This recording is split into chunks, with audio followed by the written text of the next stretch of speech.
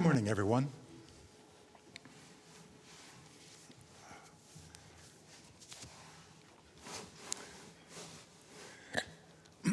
I'm just a little bit rusty, so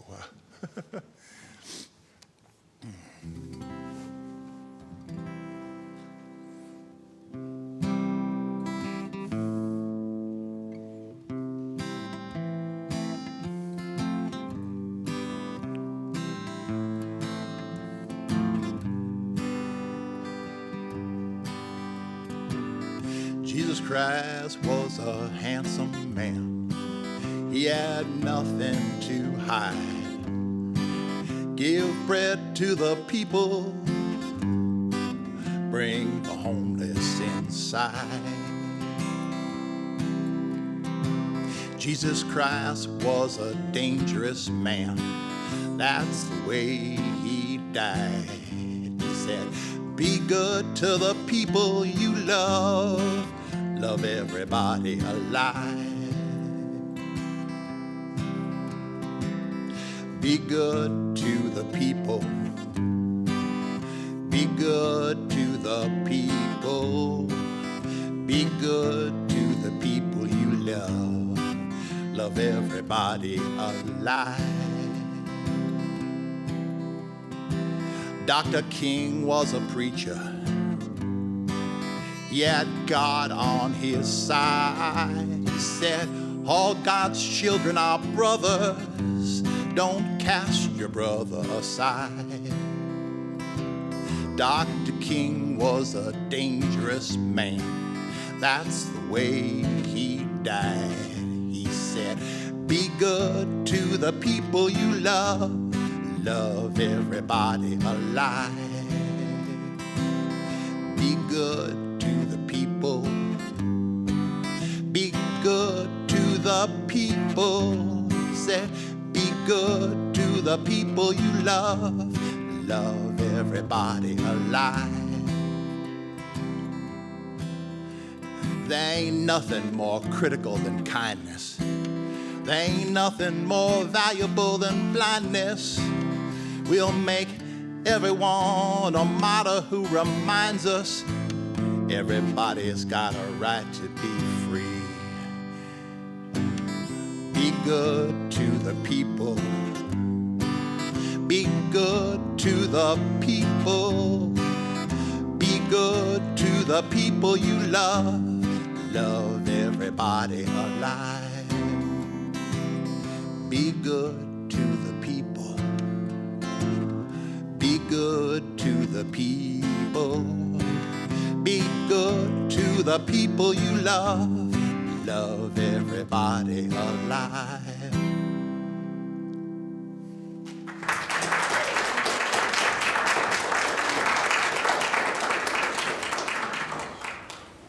Come, come, whoever you are. We are all and each of us welcome here. You are welcome here. Your age, your size, the color of your eyes, the color of your hair or of your skin, all of you, inside and out, is welcome here. And so am I. No matter your gender, whom you love, how you speak, or whatever your abilities, all of you is welcome here. You are welcome with laughter in your heart or tears in your eyes. Whether you believe in God all of the time, some of the time, or none of the time, you are all welcome here. No exceptions. Once I was a stranger here and found a deep welcome. My heart was glad. Each Sunday now, it is renewed again and again. Together, we are a community of open minds, loving hearts, and willing hands. Good morning and welcome to South Valley Unitarian Universalist Society. My name is Caitlin. My pronouns are she and her. I am a 5-foot-something white woman with a blue sweater and pinkish reddish hair today. And it is my privilege to be your worship associate for this morning's service. Our worship leader is our beloved Reverend Lora. We have a few announcements. The first one is there is no hospitality today downstairs, so hopefully you will take the opportunity to grab a friend on this snowy morning and go get coffee together. We think it's important that the hospitality team gets a break every now and then. And if you are interested in helping with hospitality, I'm sure they would love to have you. And then Reverend Lora has an announcement. Good morning, church. I'm Reverend Lora. My pronouns are she and her. And I am a tall, red-haired woman with pink glasses and a brand new stole given to me by all of you, which I think represents the flames of resistance, which are very important. My announcement is that we have now hired a new director of religious exploration. Yay. And I would like to bring her up and introduce you to her. Susan, would you like to come up for just a moment?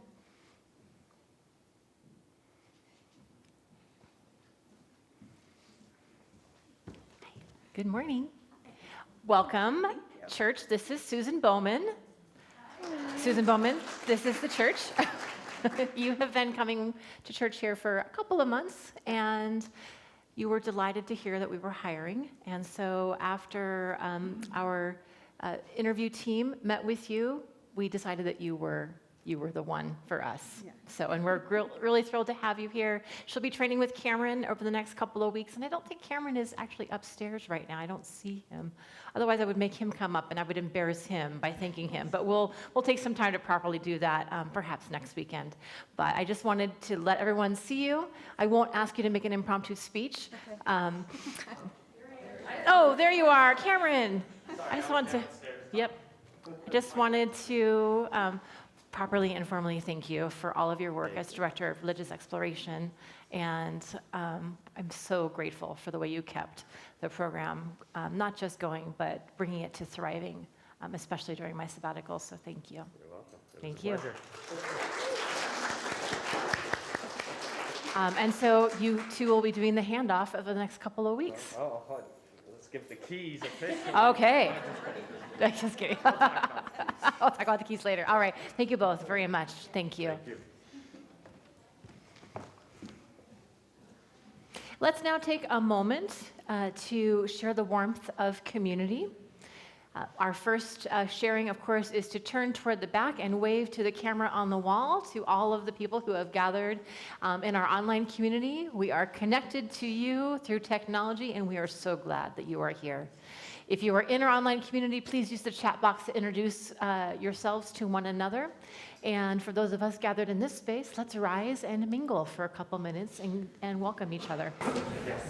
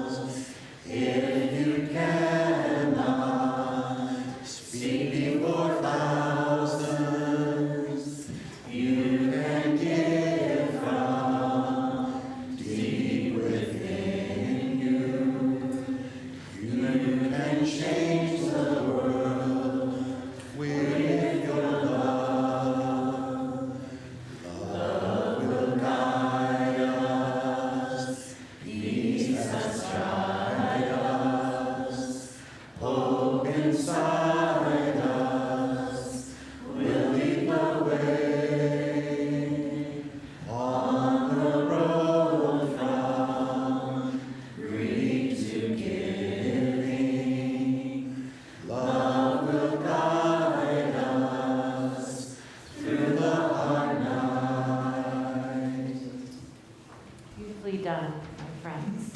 Let us now light a chalice.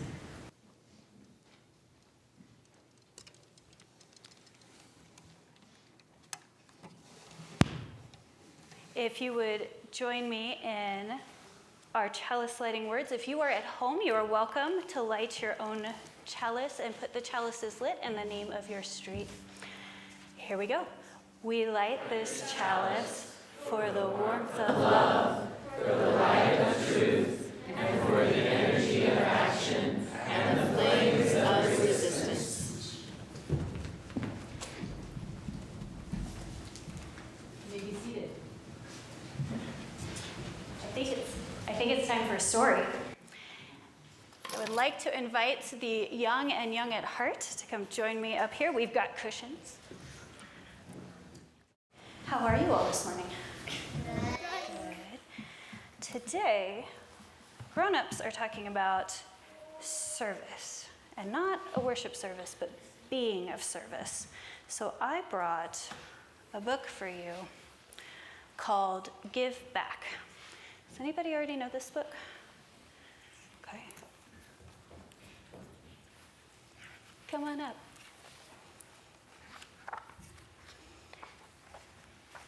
This book starts with a poster. What does that say? Community food drive and dinner. Very good. Community food drive and dinner. Donations and volunteers needed. Have you ever done something like that? No, not yet? I did. You did? Oh, good. Greet the morning shiny new. Seat for me and seat for you. Drip drop syrup pancake stack. Take a plate and give back. Find a teddy fuzzy brown. Princess castle, sparkling crown. Puppets, puzzles, train and track. Love the toys and Give them back. there you go. Give back. Have you ever donated your old toys? Yeah. Oh, good. All the time with his answer. I love it. I only donate canned food. Canned food is important too. It's all important. Pick some mittens, soft and snug, cozy sweater, comfy hug, extra jacket off the rack, add the clothes and Give them back. Give them back. give back. Borrow a wagon rosy red, blossoms from a blooming bed, sneak a crunchy cookie snack, share a moment and Give it back. you guys got this. I don't think you need me. Give back. Ding-dong doorbells fill the air. Kindness rings out everywhere. Giving neighbors, growing sack, collect the gifts and Give it back. Give back. Give back.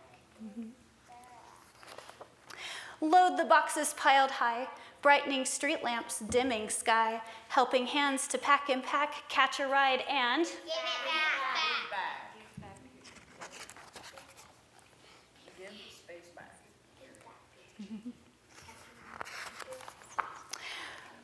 grab an apron, silver spoop, supper tray and piping soup, caring hearts and thoughtful acts, fill the bowls and Give it back. Big back.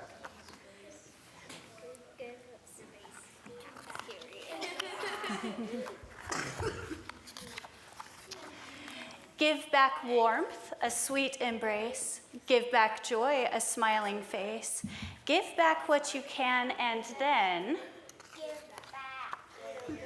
oh, it's different this time. See your good come back again. The end. Do you do any of that? Do you donate clothes? Do you donate cans? Do you donate toys? Do you go and help serve meals? If you do anything like that, can you raise your hand? Okay, got a few. My grown-ups, if you do any of that, can you raise your hand? And see this is what taking care of each other looks like, is all those hands raised. And if you haven't had a chance yet, I'm sure you will. There are activities for you downstairs. We did so good singing a cappella earlier. Do you think we can do it again? Yeah. Here we go.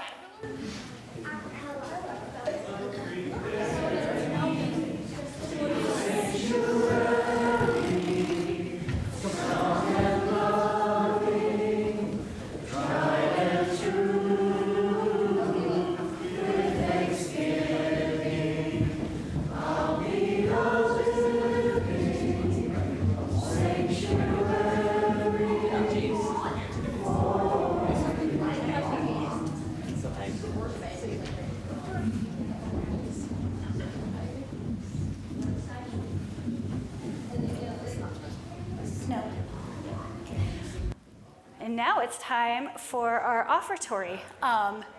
Ignore that slide. Here at South Valley, we do a split plate offering, but as it is the 5th Sunday of the month, we get to do something special. This plate is for our in-house Samaritan Fund that is used to help people in our community and in our friends that need help. If you would say our offertory words with me. We are His church. We are His hands, His heart, His voice. Together we share the wealth of this community and sustain it with our gifts. We will now accept the offering. For those at home, you're invited to use the giving link in your online order of service. And I'm going to invite the ushers to come forward.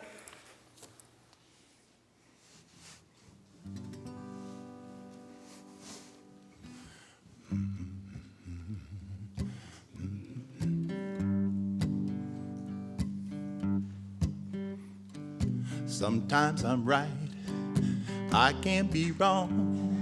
My own beliefs are in my song. The butcher, the baker, the drummer, and then makes no difference what group I'm in. I am everyday people. Yeah. There is a blue one who can't accept the green one, living with a fat one, trying to be a skinny one. Different strokes for different folks. So on and so on and Scooby-Dooby-Doo. Sha. We got to live together. I am no better and neither are you. We are the same, whatever we do. You love me, you hate me, you know me, and then can't figure out the bag I'm in. I am everyday people. There is a long hair, doesn't have the short hair. Begin with the rich one, won't have the poor one. Different strokes for different folks. So on and Scooby-Dooby-Doo. Sha. We got to live together. There is a yellow one who won't accept the black one, won't accept the red one, won't accept the white one. Different strokes for different folks. So on and Scooby-Dooby-Doo. I am everyday people.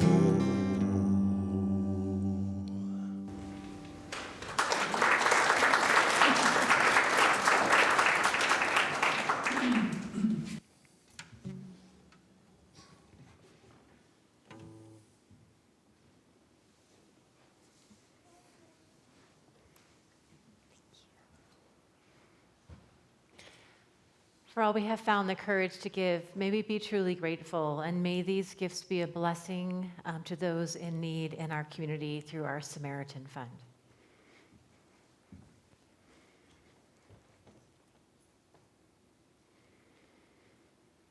Let me just add that our Samaritan Fund is an application-free process. You need just to speak to me in order to receive help that you need. And it is completely confidential. So please feel free to reach forward, especially as there are many cuts to programs and services in our community right now, and many more people are struggling.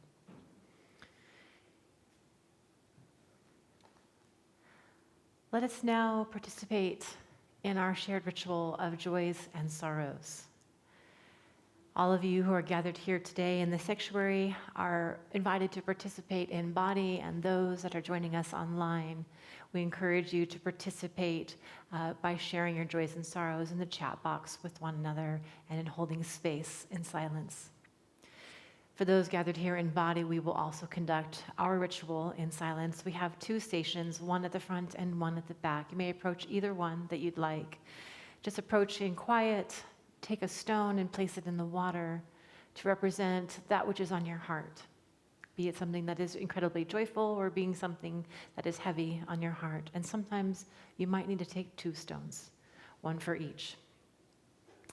And when we have completed this process, we will enter into a time of silent meditation and prayer with one another. I invite you to come forward at this time.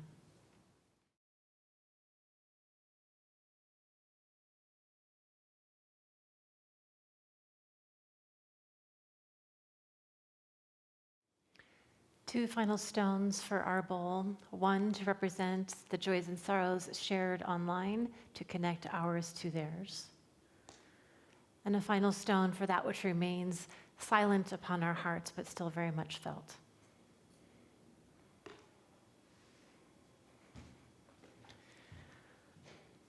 I'm going to lead you into prayer with the following invocation. Spirit of life, hear these words written by the Terma collective. May our eyes remain open even in the face of tragedy. May we not become disheartened. May we find in the dissolution of our apathy and denial the cup of the broken heart. May we find in the dissolution of our apathy and denial the cup of the broken heart. Let us be with one another in silence as we contemplate those words.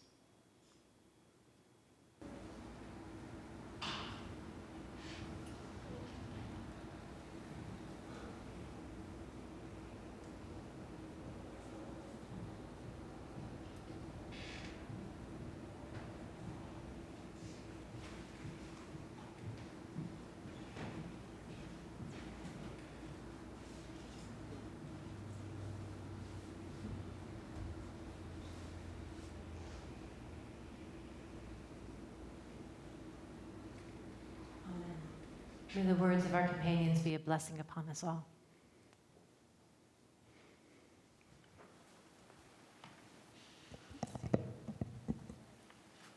My name is Susan, and my pronouns are she and her, and I'm an older woman with red hair and wearing a light green sweater. Our faith community here at South Valley has a 40-year-long history of engaging in social justice and compassionate service work. South Valley was home to Utah's first PFLAG organization in 1994.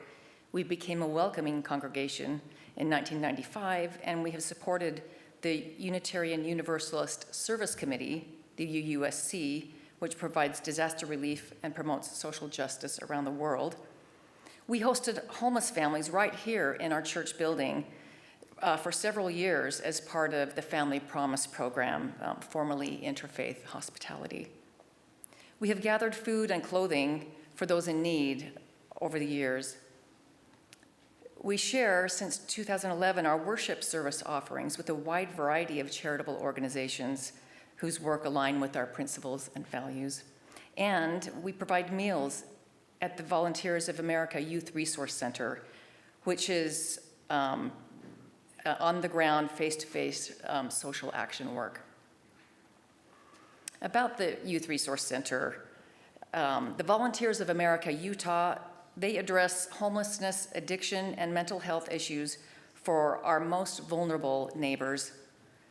Along with their Youth Resource Center, they operate the 200-bed women's shelter, the Men's Detox Center, a center for women and children where women can take steps towards sobriety, bringing their children along. They don't have to send them elsewhere, and counseling centers for individuals and families. They also run an outreach team to help create a path to shelter and other resources for our local unsheltered population. The YRC is a drop-in center and emergency shelter for youth ages 15 to 22 who are experiencing or at imminent risk of homelessness. Goals are to provide youth a safe space, build trust, and help them attain and maintain employment and housing. Located in downtown Salt Lake City, it is a low-barrier shelter. They accept youth where they are. All are welcome regardless of their race, ethnicity, language, sexual orientation, gender identity, abilities, background, religion, or where they come from. The YRC may be the only place where they are accepted and can openly express an integral part of their identity. It is a place where they can learn, heal, and grow, where they can find sense of community and belonging. Youth find their way to the YRC for many different reasons. Some have aged out of the foster care system. Some were booted out of their families' homes. Some are struggling with mental illness. Some come from unstable families. Some have been abused or neglected, just to name some of the reasons. We don't know much about how they were raised, where they came from, and how they've been influenced by their environment or peers, or how trauma may have impacted their lives. At the center, youth can access 3 hot meals a day, a food pantry, showers and laundry facilities, haircuts, life skills groups, legal assistance, housing and employment case management, dental and health care assistance, and mental health services. It is a resource center by day and a temporary shelter by night. It was originally permitted as a 30-bed emergency shelter, but currently is operating with 50 beds with a temporary permit. Now, what we do at the YRC is we're one of the volunteer groups that provides meals there. They rely on volunteers to, unlike the other centers, this is a special, it's just worked for them that they rely on volunteers for all of their meals. But when the volunteer slots are not filled, then the staff need to step up and make do with whatever they have in their pantry there. And we've been supporting this for, we're going into our 15th year of serving meals at the center. And for each meal, we are responsible for all of it. We plan the menu, obtain the food, donated by us or accessed from the center's pantry. We recruit volunteers to help prepare and cook, either at home or at the center. And we serve the meal at the center and clean up the kitchen afterward. So, with all that's going on in the world now, why do these efforts matter? Well, for starters, serving our neighbors in need aligns directly with our UU principles. What better way to honor the inherent worth and dignity of all people and help nudge our world towards justice, equity, and compassion? Action. We talk a lot about social justice in our UU communities, during services, in discussion groups, and at coffee hour. Our Meals for Youth program is a very tangible, in-person way for us to align our walk with our talk. It helps our growth. Serving together provides opportunity for us individually and as a faith community to learn through our experience and to grow. For many of us, our lives are packed full of activities that center around our own needs and those of our immediate family members, which can insulate us from others outside of our circles. Serving at the Youth Resource Center provides opportunity for us to stretch and feel a part of something much bigger. Ripple effect. Serving others helps us build a stronger, more connected, and more resilient community at every scale, from small acts of kindness that can spread good like ripples in water, to helping local charities, to letting our voices be heard and getting involved in public policy. All of this helps spark and sustain hope in our world. It is profound to see suffering, feel the desire to help, and to do something about it. Though with all that is going on in our world today, our actions may sometimes appear to be just a drop in the bucket. When preparing for this talk today, I was reminded of a story that I'm sure you've all heard before, but it's so fitting that I want to share it here. It fits perfectly. While walking along the beach after a storm, an old man noticed a human figure in the distance, moving like a dancer. As he came closer, he saw that it was a young girl. She was not dancing, but was picking up starfish, one by one, and throwing them past the breaking waves into the ocean. He approached her and asked, why are you throwing starfish into the ocean?" She answered, "The sun is up and the tide is going out, and if I don't throw them in, they will die. But don't you see that there are miles and miles of beach and starfish all along it? You can't possibly make a difference." The young woman listened politely, paused, then bent down and picked up another starfish and threw it into the sea. And she said, "It made a difference for that one." I had the privilege of serving dinner at the center just last Sunday, along with Marilyn, Stephen, Sarah, and Bob, and I believe it mattered to those 40 or 50 youth we offered a hot meal to. I really, really cherish this work that we do together. And if you'd like to learn more, please talk to me or Joshua Johansson. You can check for information in our weekly happenings e-letter. And also look for me and a sign-up sheet after worship services in the social hall during coffee hour.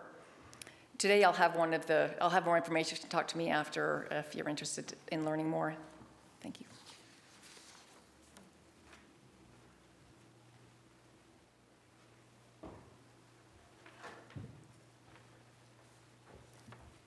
My name is Bob Speiser. My pronouns are he and him. I'm tall, and I'm wearing a brownish red shirt. We do important service here. The work at the Youth Resource Center, for example, offers a clear path to make a difference for the better. Similarly, the way we gather food for those who need it. Nonetheless, in addition to direct, effective actions of this kind, I believe we need to think more widely, too. If we don't, the problems that we face could overwhelm us. If SNAP is canceled, at least 40 million people will go hungry. Our healthcare system is in danger, too. Let's focus now, as clearly as we can, on what it means to build toward a society where the injustice, the widespread brutal harm we see is not acceptable. What values are we ready to embody? Several of us here at South Valley, Mac Lund, Palmer Pattison, and I, have started thinking in a new direction. Now we'd like to widen the discussion. The starting point for me took place in Canada last summer. The central government wanted to approve a proposed oil pipeline from northern Alberta, the tar sands, eastward across Saskatchewan and Manitoba to refineries in Ontario. In Manitoba, the pipeline would need to cross First Nations, Indigenous Canadian land. Luckily, the current Premier of Manitoba is himself Indigenous. The usual process would be to build the pipeline first, then offer token reparations set from above to the Indigenous communities. This time, however, the Premier moved preemptively to withhold his province's approval until the affected Indigenous communities could gather and decide themselves what kind of reparations might address their actual specific needs. So the communities themselves, this is the key, would have a chance to set their own priorities and do so democratically. This action stopped me in my tracks. It touched my heart. What might it mean here, on the ground, to build an organized consensus to address the pressing escalating needs of our community. Specifically, what needs might we consider? Our conversation started in October with a rough draft of 6 questions that are fundamentally ethical rather than about specific policies. Here they are. Is it right that anyone can work full-time and not afford to live respectably and have a safe, affordable home? Is it right that anyone who's worked at solid jobs their full adult life comes out unable to retire? Is it right that anyone who needs medical help, prescriptions, or emergency care cannot afford it? That so many children study in dilapidated schools with teachers who are overworked and underpaid? Or that the very air we breathe is toxic? And what about the precious watersheds and wetlands that surround us, threatened by pollution, exploitation, and neglect while the planet warms and weather patterns shift? Our lives depend on all of them. These questions might look simple, but they're not. They're ethically and hence politically complex. My hope is that they'll start a process of reflection that can lead to action. We need to rebuild a society that's been badly damaged for a long, long time. What should we stand for, concretely and specifically, first here at South Valley, and then more widely, to embody the core principles, such as equity and justice, that define us? And further, as our conversation widens, how might it find its way into our services, into our sense of who we are, into our public stands? Because of who we are, I think that we can make a special contribution. Let's get bold.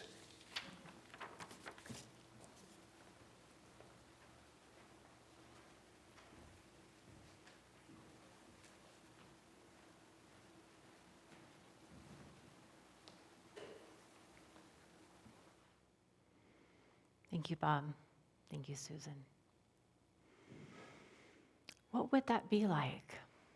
What would it be like if we had a government that, instead of supporting and accelerating the impact of degradation, instead withheld its approval until we could gather and collect our various opinions about what should happen prior to any project going forward?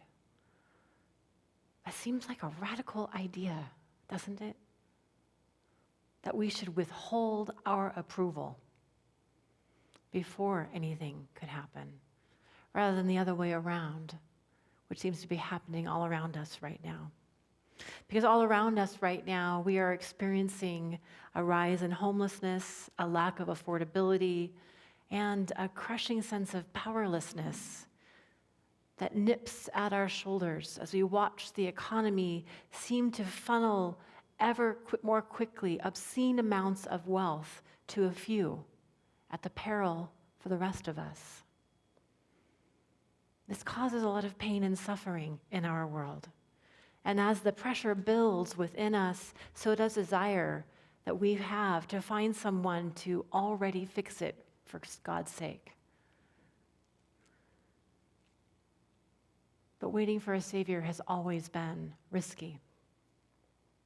For there are many voices in our culture who proclaim that they have the best ideas for how to fix this mess and save us all from despair and further suffering. And while some of those voices are motivated by desire to create and build up our society, there are an equal amount of others, or at least a loud minority of others, who seek only to diminish and demean in order to profit. And of course, our social media platforms amplify these negative sentiments and create feelings of discontent, division, and even despair. And thus we are divided into camps that each believe have the very right and only truths. And the result is a predictable breakdown of dialogue in favor of caricature. I have been preaching about that since 2012. I have been preaching about how this adherence to caricature leads to rigid thinking and closing hearts. And I have railed against those that would benefit from this shameless division, who would use the rhetoric of penalizing the poor and the working homeless, those who are struggling with addiction and mental illness, who are refugees or immigrants or transgender. I have been calling them out for the better part of a decade. And this community has been doing the same.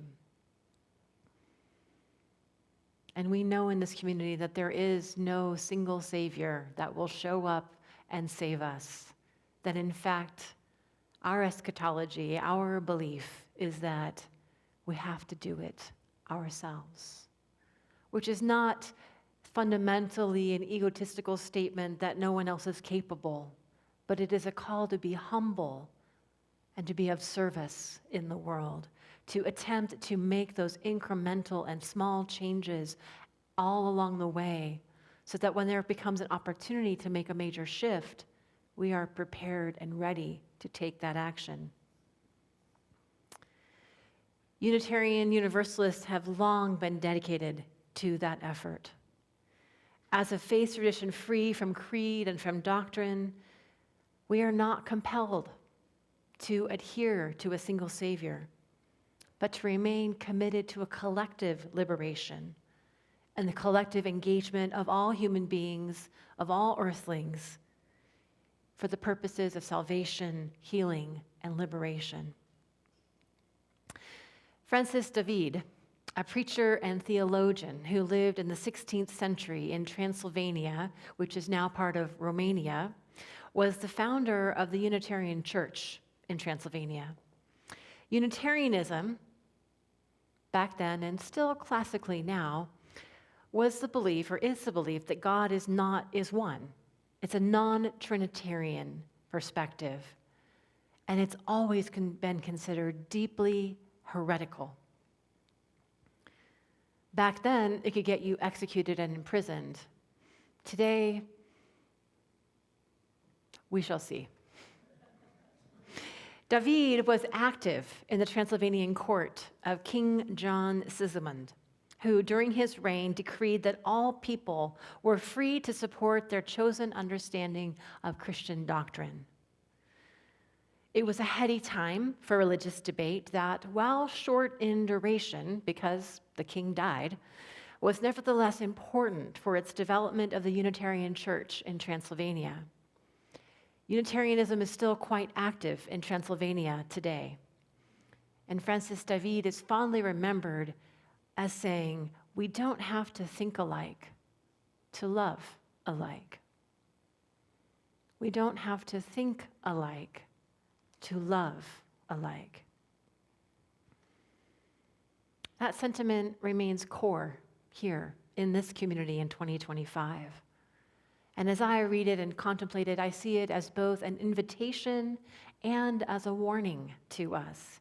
It is an invitation to open our hearts and minds with curiosity and to assume the good intentions of others. It is a call to allow new ways to emerge from the interplay of different ideas and to embrace difference rather than to fear it. I think also it is a warning to notice where love is and where it is not. We don't have to think alike to love alike, but we should love alike. So this plea applies to both those of us who would engage in those complicated and sometimes stressful dialogues across difference. It would remind us how to engage as well as how to prepare our own hearts for those conversations. It is also a call for us to be mindful how we engender and support the conversations within our community so that we can model and we can walk the talk of building the beloved community in all of our interactions. We do ourselves no favor, of course, if we get stuck in endless loops of upset and blame.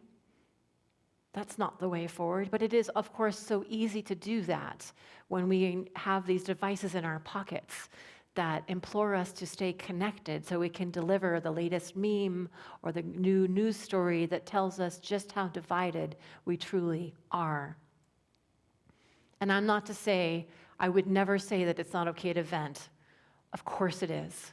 We have to vent. We have to find safe places where we can find common cause and common connection in order to embolden each other to keep staying the course for justice, for mercy, and for love.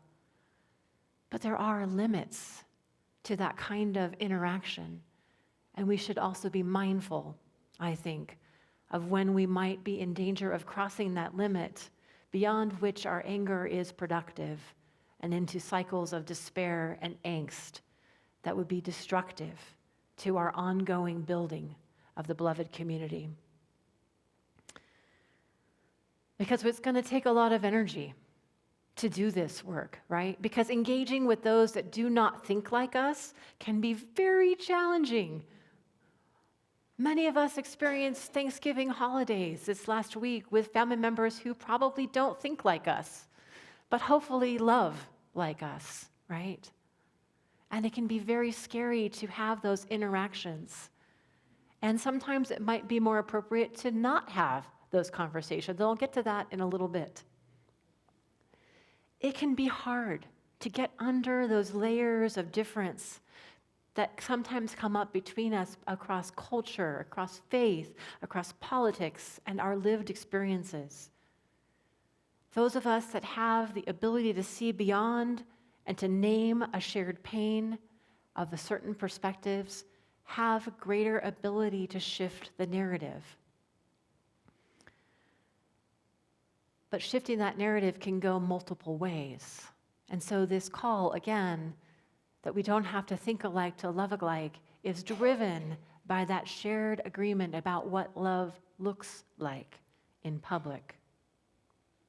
Because those who would wield their cultural power to shift the narrative can also be motivated by profit. Our for-profit social structure is decidedly increasing the vitriol and the upset. So my call to our congregation is to think carefully and deeply about our service in the world and the types of questions that we ask and answer so that we can have a more positive response beyond despair, so that we can engage better.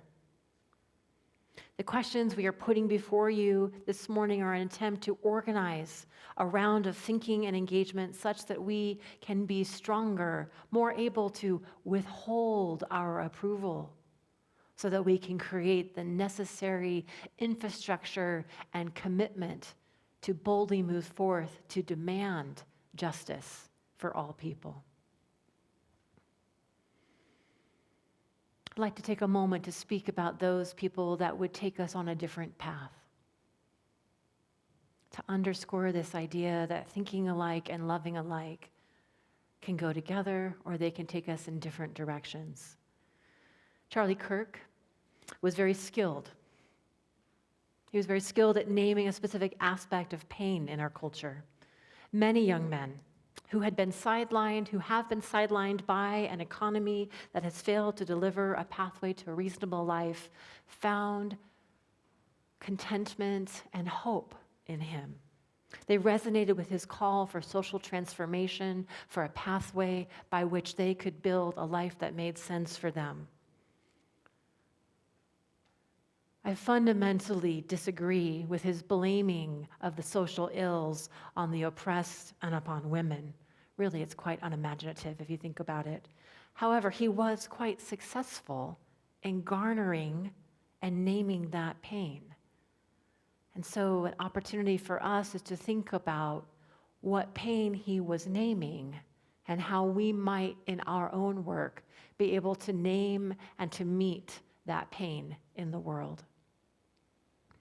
Now, I don't know enough about Charlie Kirk to discern if he was ultimately guided by love or if he would have come to be guided by love had he not been killed. I cannot know that.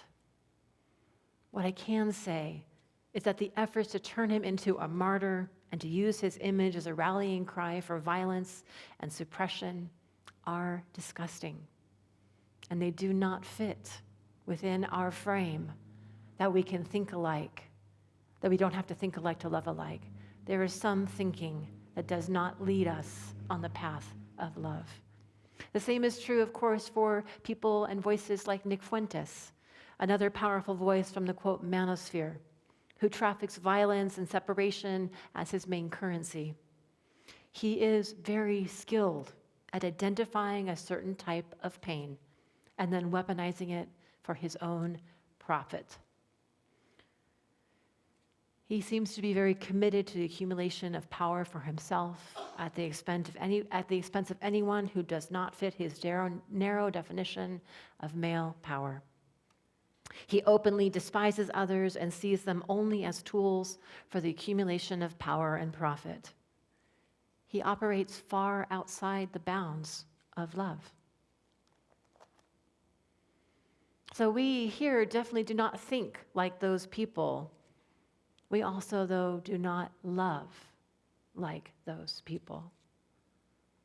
In this community, we attempt to open love, not to close it or keep it just for ourselves. Charlie Kirk and Nick Fuentes seem to understand power, but not love.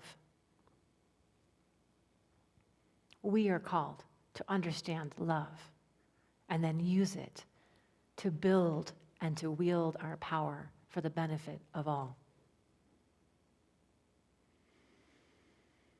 Now, universalism's call for the goodness of humanity and the deep respect for each person's worth and dignity is also limited in the sense that we are not called to put up with bad behavior, right?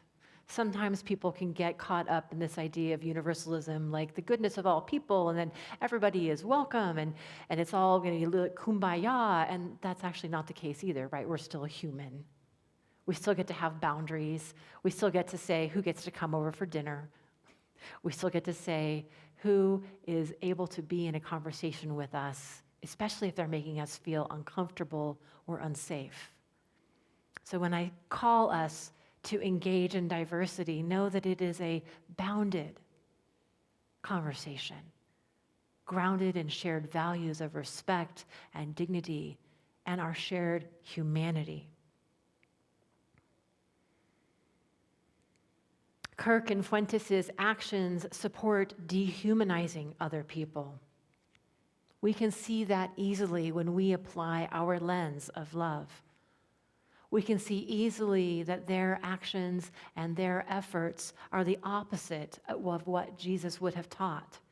For Jesus taught us to get closer to those who are suffering so that we could understand pain better, understand another person's pain and our own also as linked. That our common cause is best realized by recognizing the linkages between our suffering and working collaboratively to reduce suffering for everybody.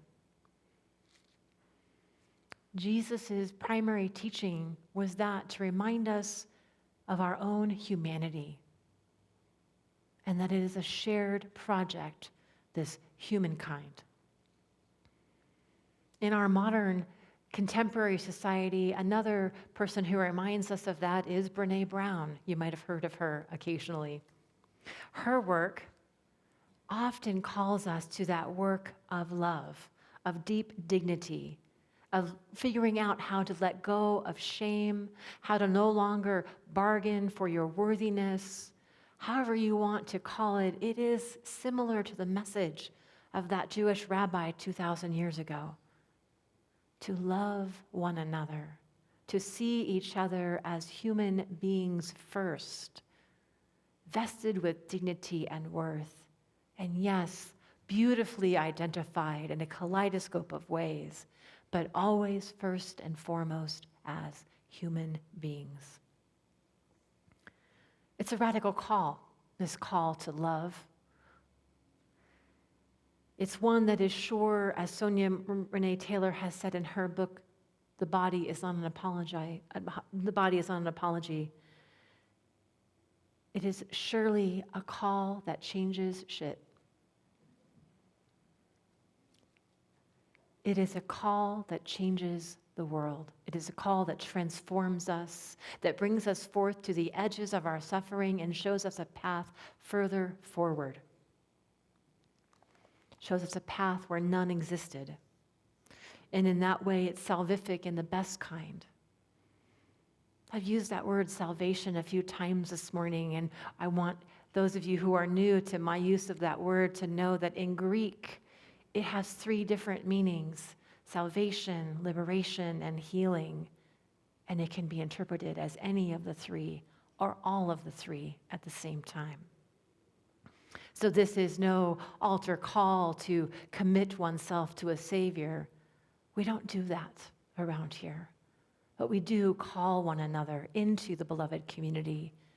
We do call one another to not think alike, but to do the work of love and to do it together. So these 6 questions we put before you this morning, along with our ongoing acts of service we do as a community, are designed to be a container for our mutual ethical and moral development. And they are each founded in the practice of deep listening. They are each founded in the practice of deep listening because deep listening focuses us on what love actually looks like. And when we have that kind of focus, we stay aware and engaged and have access to our critical thinking skills, and we can be focused on solutions that bring forth human thriving. And this is the way that we cut through the noise of our culture and find those that love alike and are willing to withhold their approval until such time as our needs are met by our own determination, not by those from the top down that would tell us what we deserve. This work has always been with us. It will always continue to be with us, and is not without risk. Francis David died in jail after the king died, and the new king imprisoned him because the new king was not a fan of pluralism. So our work is not without risk. But we have many leaders in our tradition and across other traditions of social transformation that can guide us and support us and remind us that when we do the work to listen deeply, to listen with curiosity, to allow there to be difference across time and place and culture and lived experience, that love will find its way into that conversation. And it is upon that platform of love that we can work to bring about the change that we know is possible. This is increasingly important in a time and a place when authoritarianism is among us. So I will leave you with these 6 questions on the board that Bob shared with you and invite you just to contemplate and to sit with them for a moment in silence. I invite you to read them and take them in.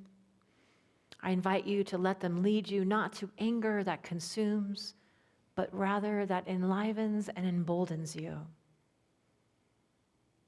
I invite you to let them bind you ever more deeply to the commitments you hold in your heart and that you share in this community. Our humanity depends on our ability to lead with love. May God have mercy on our endeavors, and may she bless us in this work. May it be so, and amen. Please rise as you are willing and able for our final hymn, number 170. We are a gentle, angry people.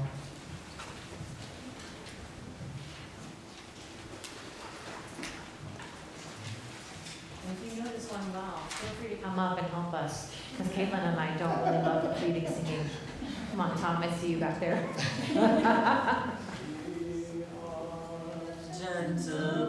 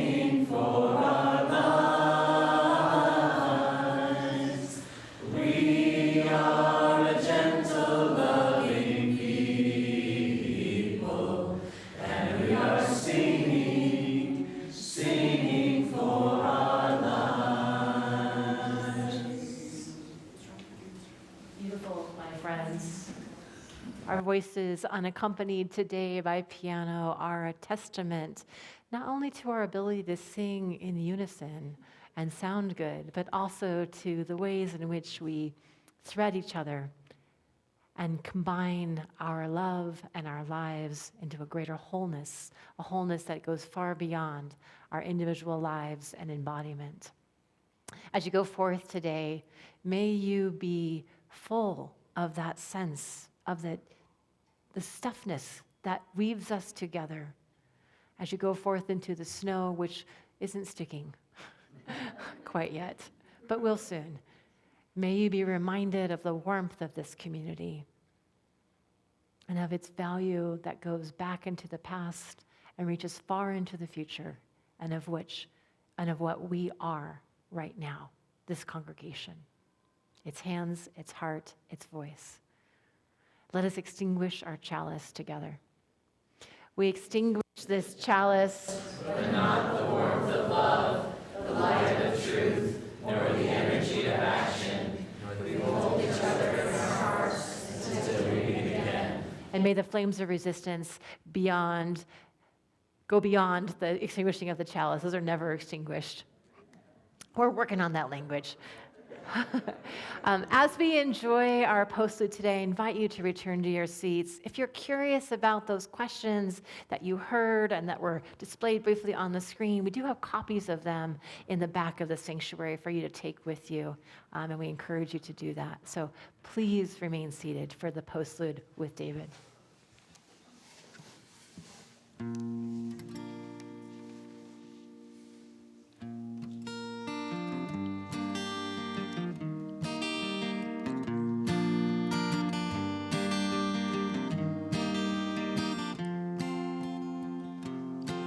Kind friends all gather round. Nothing I would say. What brings us together here has blessed us all today. Love has made a circle, holds us all inside. Strangers are as family, loneliness can't hide. Must give yourself to love. Love is what you're after. Open up your heart to tears, tears and laughter. Give yourself to love. Give yourself to love. Walk these mountains in rain. Learn to love the wind. Up before the sunrise to watch the day begin. Always knew I'd find you, though I never did know how. Like sunshine on a cloudy day, you stand before me now. You must give yourself to love. Love is what you're after. Open up your heart to tears, tears and laughter. Give yourself to love. Give yourself to love.